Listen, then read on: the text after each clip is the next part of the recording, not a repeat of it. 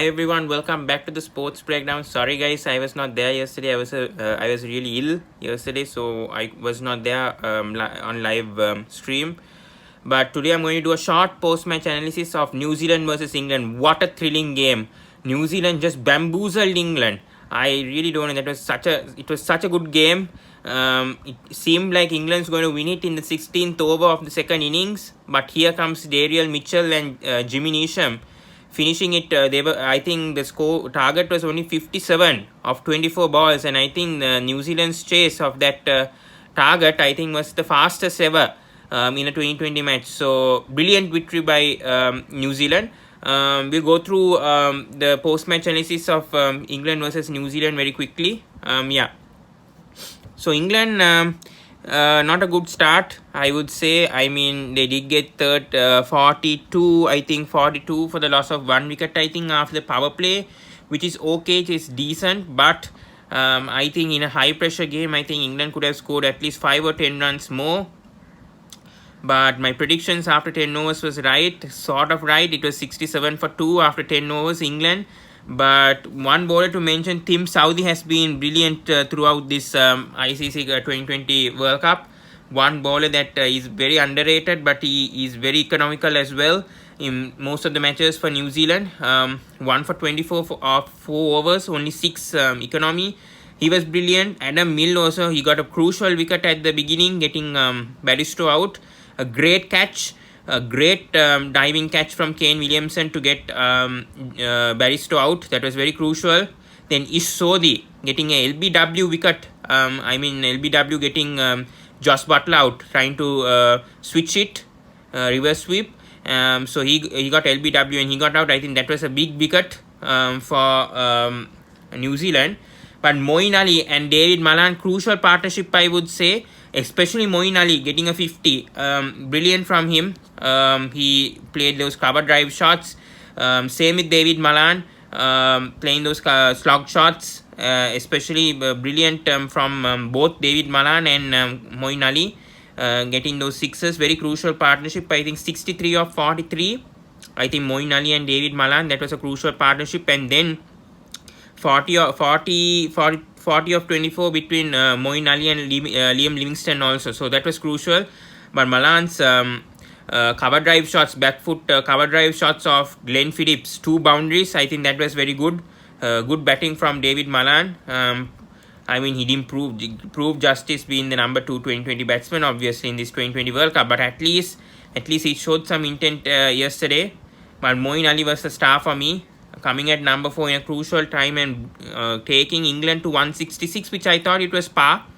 But in a high pressure game, obviously I think that 175 or 180 would have put pressure on New Zealand for sure, if they did get that 170 or 180 even, or 175 or 180 in Abu Dhabi. But decent score from England, I would say. Still, it's just par. But in a high pressure game, I think 175, 180 would have got justice for England, and they could have gone through the finals, in my opinion. But still, talking about New Zealand's bowling, obviously, Ish Sodhi was good. Ish Sodhi 1 for 32 of 4 overs, bowled with good intent yesterday. 6 dot balls. But for me, the most promising bowler was Tim Southee for New Zealand. He's been good in the 2020 World Cup. Very underrated compared to Trent Boult. But I think Tim Southee had a big impact yesterday and in this 2020 World Cup. Very impressed with his line of lengths and how we bowled that to get David Malan out also. His full deliveries also proved justice. As we go through the statistics also, obviously Moeen Ali, most of his shots were on the offside. Especially those sixers that he hit, 1-6, and 3 4s, 2 sixers, so it proved justice from England. I mean, that score was par, but a remarkable chase by New Zealand. It's remarkable. I don't know, I don't have words to say that chase of from New Zealand. They were in trouble. Bad start. I think they were in trouble. I think 13 for 2, getting Kane Williamson out. I mean, Chris Boakes bowled brilliant in the power play, and especially when Kane Williamson attempted a scoop shot and getting out of Adil Rashid. I think that was a silly shot made by Kane Williamson in a crucial match, but still Dariel Mitchell was playing very, very slowly through his first half. I mean, he played at a 100 strike rate, ball to ball strike rate, but when Jimmy Neesham came, especially, and I think that Devon Conway and Dariel Mitchell, I think that partnership also was very important. First of all, not losing a wicket, but I think that partnership between Mitchell and Neesham brought New Zealand home, and Dariel Mitchell was outstanding. Marvelous batting from him, absolutely brilliant. Throughout this 2020 World Cup, people doubted him whether he can open with Martin Guptill, whether he should be in the playing 11 first of all for New Zealand. But yesterday he was simply outstanding. Brilliant batting from Dariel Mitchell to bring New Zealand home. Even Devon Conway brought a important inning. So yeah, sorry. I mean, Devon Conway played a crucial innings, and then Jimmy Neesham at the end, 27 off 11, very important innings over there from Jimmy Neesham, 27 off 11, very crucial partnership also. Talking about England's bowling and Morgan's tactics, I won't blame that much on Ian Morgan yesterday. I mean, he did keep Adil Rashid 1 over, maybe could have used Chris Jordan for 1 more over, but he was expensive as well. Liam Livingstone bowled his full quarter at the end of the 16th over. I would say Chris Jordan could have been given another over perhaps in the death over, and maybe kept Mark Wood towards the end. That could have been a plan. But yeah, I can't blame Ian Morgan's tactics that much. It was just too good from New Zealand yesterday, especially partnership. Talking about the partnership also, statistics also.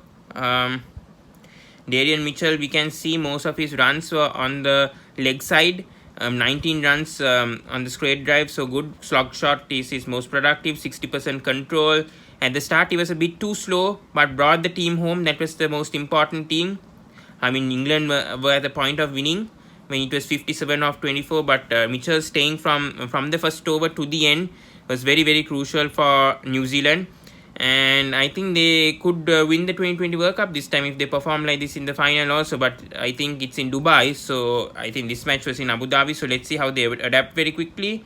But talk about England's bowling also, Liam Livingstone was very good, 2 for 22, 5.5 on economy, 2 wickets on right hand and left hand. He got 2 wickets. He was very good yesterday, bowling mostly on the full length and good length. So that was crucial. Chris Wokes, meanwhile, 2 for 36 4 overs. His economy was only 9. Mostly has bowled to the right-handers and getting 2 wickets of right-handers, full length and good length. So that's good. Talking about New Zealand's partnership, obviously 82-run partnership between Conway and Mitchell. That was also crucial. But the most crucial partnership was obviously 40 of 17 between Jimmy Neesham and Dariel Mitchell. So yeah, that's it. So Mitchell and Neesham saved New Zealand. I mean, brilliant. Mitchell and Sandon, obviously Mitchell scoring 19 over there, 20 of 6. That also was important. Mitchell and Neesham literally saved New Zealand, and they deservedly go through the finals. I mean, the Pumps, obviously England must be very disappointed that they couldn't get through to the final, but New Zealand are deserved winners, and hope they can win the 2020 World Cup this time for the first time. And yeah, we have to see tomorrow. Today we are going to do the preview and live watch along of Pakistan versus Australia with the Dibbly Doppy podcast starting at 7 p.m. today. Yeah, so we'll go through that as well. So until then, see you guys. Please subscribe to the Sports Breakdown. Thank you so much. We got 500 subscribers. I couldn't say that, but for the first time I can say that now. Thank you so much. I think we have 580 subscribers, but thank you so much to everyone who subscribed. I know the LPL draft, it was a hit, so thank you so much. Never expected a response like that. So keep on updating with us, the Sports Breakdown. Obviously LPL will be covering that, and the Ashes coming up, and the Sri Lanka versus West Indies Test series starting from the 21st November. We'll be covering that. We'll be giving English and Sinhala commentary on that as well. Sri Lanka versus West Indies. All Sri Lankan cricket videos will be doing Sinhala right now, and English also. Lanka Premier League also coming up, Big Bash also, and the Ashes. So keep updating on that. So we'll end it over here. So please like, please comment, please share on this video. Until then, goodbye guys, and see you soon.